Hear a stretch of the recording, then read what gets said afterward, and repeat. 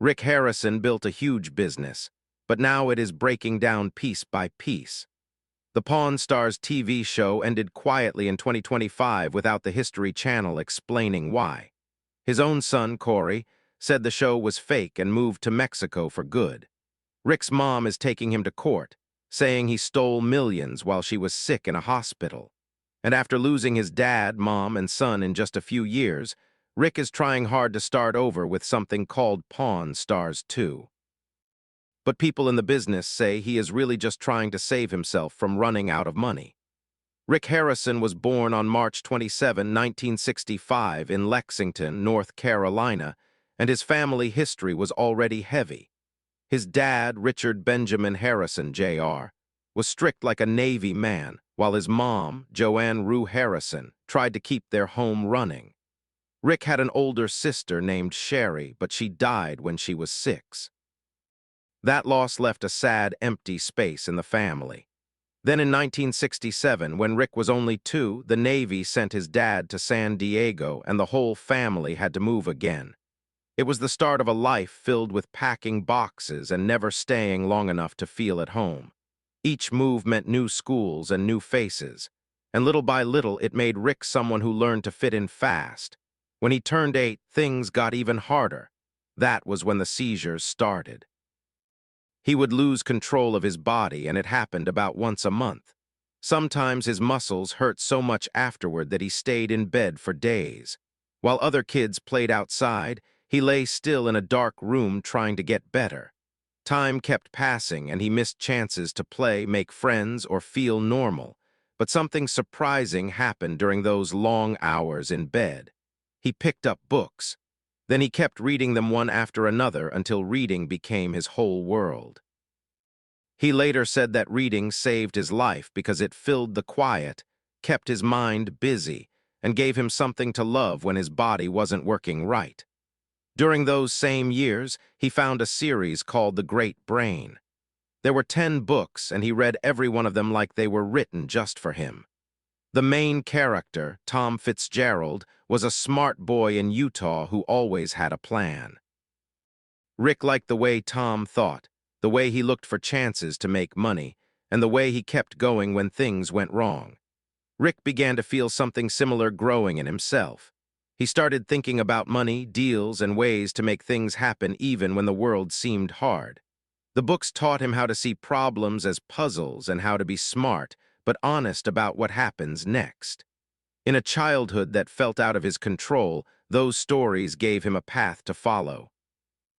But he was still a kid dealing with pain and anger, and by the time he reached 14, he was smoking marijuana. It gave him a way to escape, but only for a moment.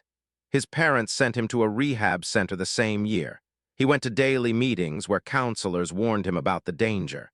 Those days were rough, but sitting in those rooms forced him to look at his life for real.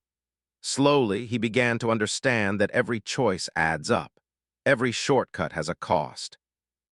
He started seeing discipline as something he needed if he ever wanted a real chance at a better life.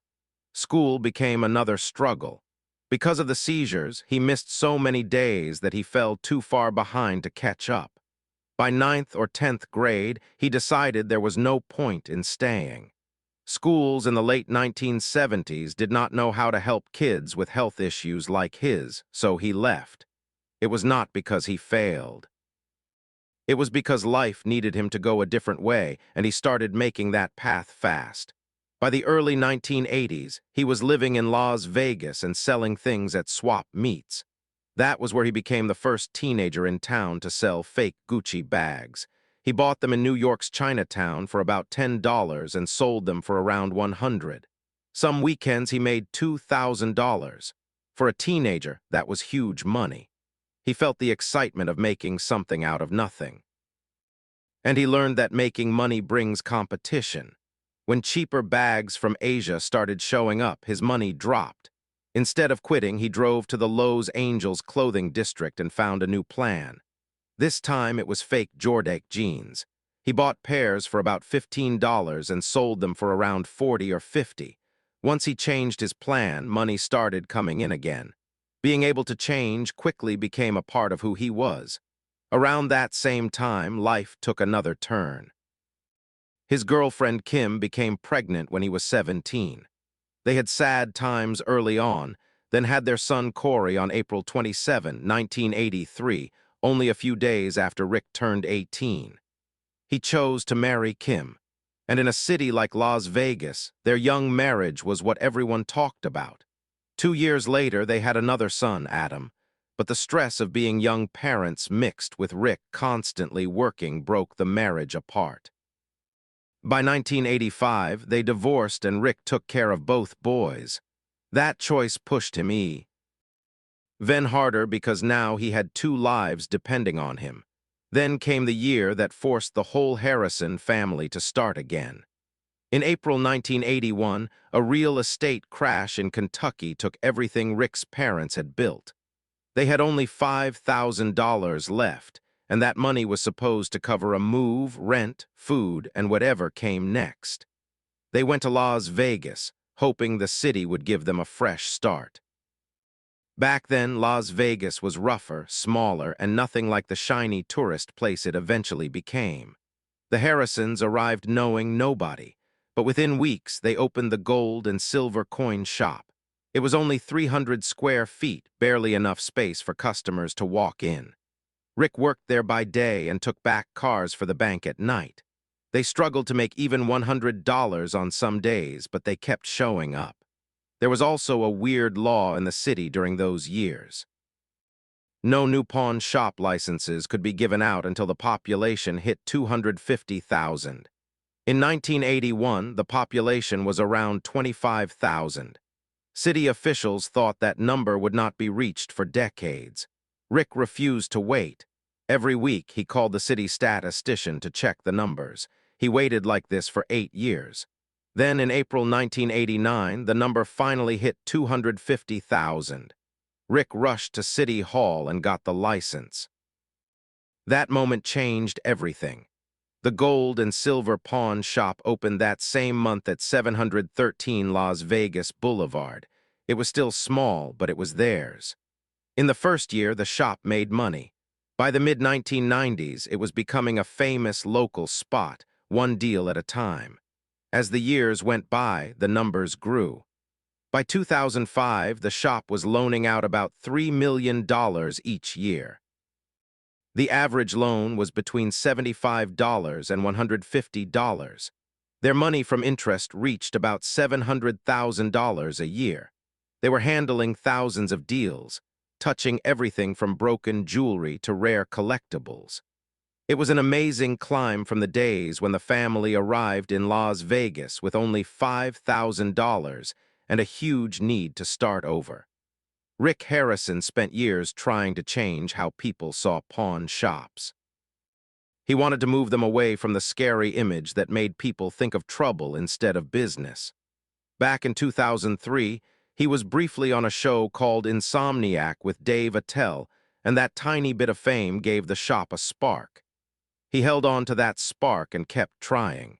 He visited TV companies again and again, explaining that he wanted a family story wrapped inside a real business. He imagined something honest and fun at the same time. The first name he picked was Pawning History, but someone at Left Field Pictures looked at it and suggested something shorter. Pawn Stars felt cool and catchy, and the little word joke made people smile. After years of knocking on doors, the History Channel finally said yes. And on July 19, 2009, the show aired for the first time. That moment changed everything for Rick. His hard work did not just bring a show to life. It changed how millions of people saw his industry. The show became popular fast. It started on July 19, 2009, and climbed up the ratings like it was meant to be there. By January 2011, one episode had 7 million viewers, which became the most watched show on the History Channel at the time. In that same year, it became the second most popular reality show in America with 7.6 million viewers per episode, right behind Jersey Shore. People loved the mix of history, jokes, and family drama. That mix pushed the show around the world. Soon it was on TV in over 150 countries and in 38 languages. It became a huge trend more than just a simple show. Once the show caught fire, the gold and silver pawn shop changed, too. Before Pawn Stars, the shop saw maybe 70 to 100 people in a day. By 2010, that number jumped to more than 1,000 every single day. Then by 2013, it reached more than 5,000. It turned into a Las Vegas stop for tourists who wanted a little piece of the show they watched at home. To deal with the crowds, Rick opened a quick pawn counter that same year. He hired almost 30 new workers and spent $400,000 fixing up the room until it grew to about 15,000 square feet. Even with all that space, filming rules made the main stars work the counter only when cameras were off since customers needed privacy. Still, the shop kept running and the crowds kept coming. The cast's friendship helped the show work. 3 generations stood behind the counter and each brought a different energy. Richard Harrison, known to everyone as the Old Man, watched over things until he retired in 2017. Rick became the boss of the shop since he had been there since he was 13. Cory, known as Big Hoss, had started at age 9 and later became a manager.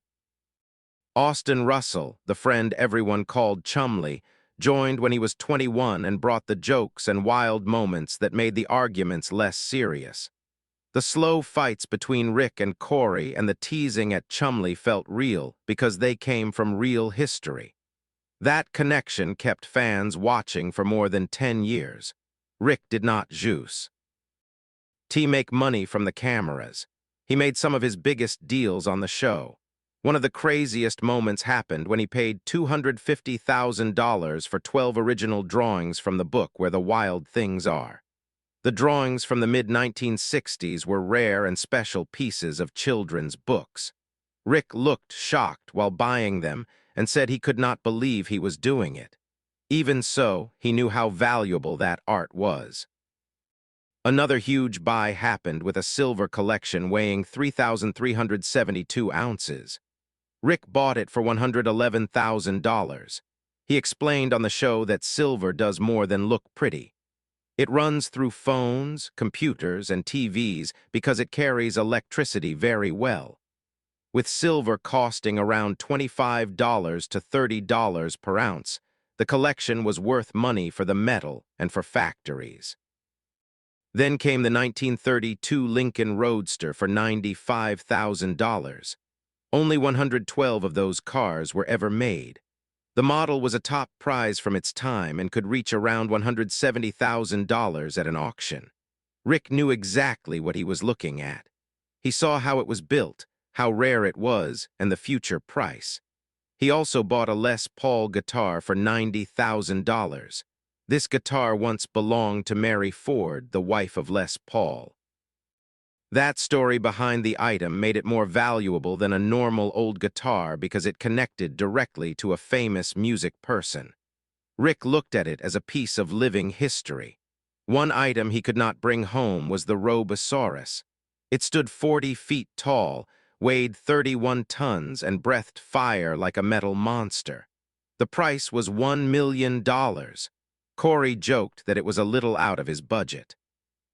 It was a showpiece more than a product, but seeing it on the show became one of those moments people never forgot. Away from the shop and the cameras, Rick's personal life moved through a long line of marriages. His first marriage was to Kim Harrison in 1982. He was only 17. She was pregnant with Cory, and their second son, Adam, arrived in 1983. They divorced in 1985 because they were too young and not ready. Kim said later that Rick put work ahead of their home life and that the two drifted apart until they barely spoke. Their son Adam died in January 2024 at the age of 39 from a drug overdose. Rick later warned everyone about the opioid crisis. His second marriage was to Tracy Harrison in 1986 and lasted until 2011. They had one son together, Jake. Tracy stayed private, but records showed that the couple grew distant over time. Rick was always filming or running the shop, and that distance became too wide. They divorced quietly without fights or drama. Jake stayed close to both of them and built his own place in the show. Rick married again in 2013, this time to Deanna Burdett. They married in Laguna Beach with Danny Coker leading the wedding. Through this marriage, Rick became stepfather to her 3 daughters, Serena, Tiana, and Marissa. The two stayed together until 2020. Court papers said their tastes and views drifted so far apart that they could not stay married. They settled everything privately.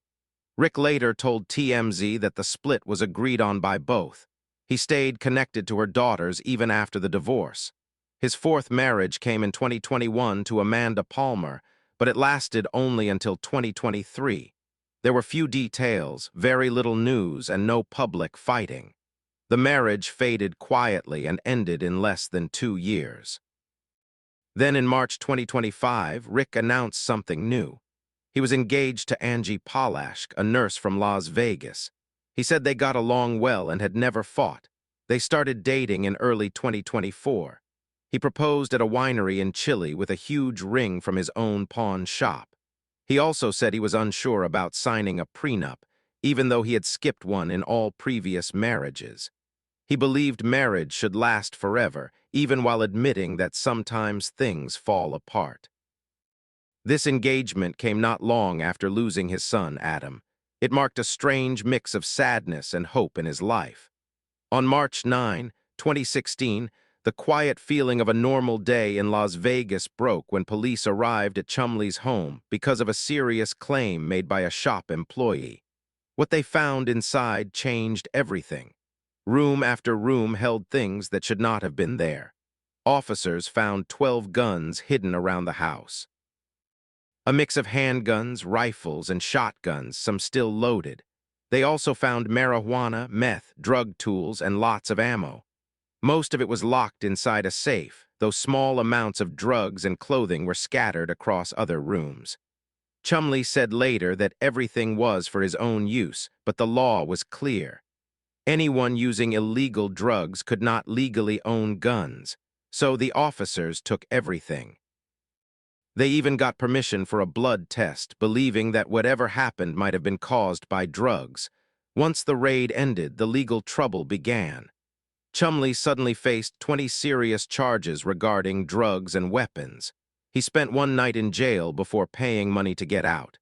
His lawyer tried to fight back by saying the search was wrong, but the proof was heavy. By 2016, Chumley realized the only way to avoid prison was to take a deal. He agreed to admit to a weapon charge and a drug charge. The court gave him 3 years of probation, counseling, and he had to give up everything taken in the raid. If he stayed clean until 2019, the serious charge would disappear from his record, leaving only a smaller charge. If he slipped even once, he could face up to 5 years in prison.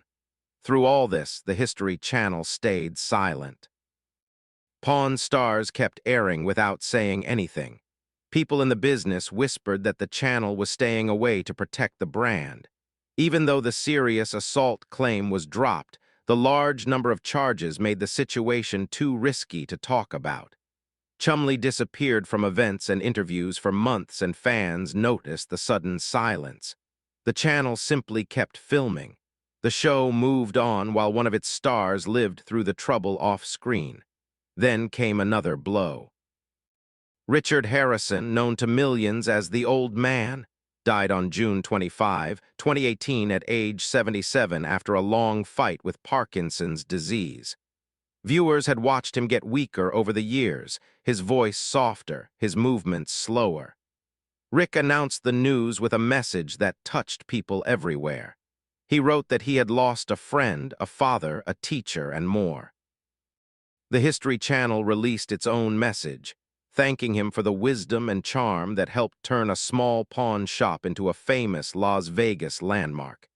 He spent his last years at home surrounded by family, and when the show returned after his death, the sadness hung in the air. Rick tried to push through, but viewers could see the grief in him, especially knowing they had worked together since 1989. A year before his death, Richard made a surprising choice that shocked fans. In 2017, he updated his will and left out his youngest son, Christopher. The paper clearly stated that he loved Christopher, but had chosen not to leave him anything. No reason was given. Rick, who was in charge of the will, called it a private matter. Some guessed Christopher was already rich enough, while others believed there had been problems between them for a long time. Joseph and Joanne were named to get the money. The update caused endless questions, especially because it was done so close to Richard's final year. The family drama grew even deeper in 2022. Joanne Harrison, Rick's mom, filed a lawsuit accusing him of tricking her into signing away her share of the pawn shop while she was in the hospital years earlier. The suit said she had been in a coma at Valley Hospital around 2000 or 2001 and did not understand what she was signing. She claimed she never got a proper list of her money or silver. She also pointed to a strange $3 million loan that she believed was taken out using her money. Her lawsuit painted a painful picture of a family struggling with trust, sadness, and old hurts after Richard's passing. Then the tragedy got worse. On January 19, 2024, Rick's son, Adam, was found dead in a Las Vegas guest house where he had been living after getting out of jail. He was only 39. The doctor said the cause of death was an accident from too much fentanyl and meth. Both drugs were found at deadly levels. Adam had fought addiction for years, moving in and out of rehab as Rick tried to help him get back on solid ground. But he kept slipping back. And by the end, he was stuck in a cycle that he could not break. His death brought a wave of sadness and pushed his family into the news again as the nation paid attention to the bad fentanyl crisis. Rick spoke openly about what the loss did to him.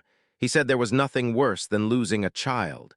He talked about putting Adam in rehab several times. Each time he came out sober for a little while, then he slipped again. Rick said he never imagined it would end like this. His honesty struck people who had been through the same pain. Many parents saw their own stories in his words. The interviews became a quiet reminder of how addiction can destroy a family from the inside. After Adam's death, Rick stepped into a new role. He began speaking out about the fentanyl crisis, asking for stronger border control and tougher punishment for anyone selling the drug. He said fentanyl was flowing across borders with almost no trouble, and that the country needed to do better. He even said anyone caught selling fentanyl should face life in prison because they were spreading poison. He praised what he saw as successful border rules in the past, claiming crossings had once dropped by a lot. His voice added fuel to a growing national debate, pushing him into political talks he had never been part of before. Then in February 2025, another change arrived. Pawn Stars went on a long break after 16 years and 23 seasons. The contract with the History Channel ended and no talks for a new one followed. Rick announced that the show had no contract and no plans to film again. Fans around the world were shocked. The last season aired through April 2025. Suddenly, the long-running show that had been a big part of TV history was simply paused. No one could say for how long or whether it would ever return. Months later, Cory Harrison added another twist. After filming ended in June 2025, he announced he was moving to Chumley, Mexico, and would not return to the show. He said that all of them had been playing characters, and he felt it was time not to play one anymore. In Chumley, he kept a quieter life and began thinking about opening a barbecue spot. His leaving removed one of the show's familiar faces and made the future even more unsure. Rick, however, did not stop dreaming. He began pitching a new version he called Pawn Stars 2. He spoke with multiple networks, including HBO. Nothing was sure, but he stayed hopeful. He wanted to rebuild the brand with a fresh idea and maybe a new cast. For longtime fans, even the possibility felt like a spark of hope. By 2025, Rick's money was around $8 to $9 million. He built that through real estate, restaurants, selling stuff, appearances, and of course, the shop that still brings thousands of visitors each year. Some events paid him more than $1,000 just to show up. His book, Licensed to Pawn, became a hit. The business empire he built showed how far he could go, even after waves of loss and trouble. Still, the last few years weighed heavily on him. His mother, Joanne, passed away in 2024 at age 85. Before that, he lost his father and then his son. He also faced the lawsuit connected to his mother's money. The pain stacked up quietly, one loss after another. Yet he kept moving, trying to balance sadness with responsibility, carrying the family name while so much around him changed.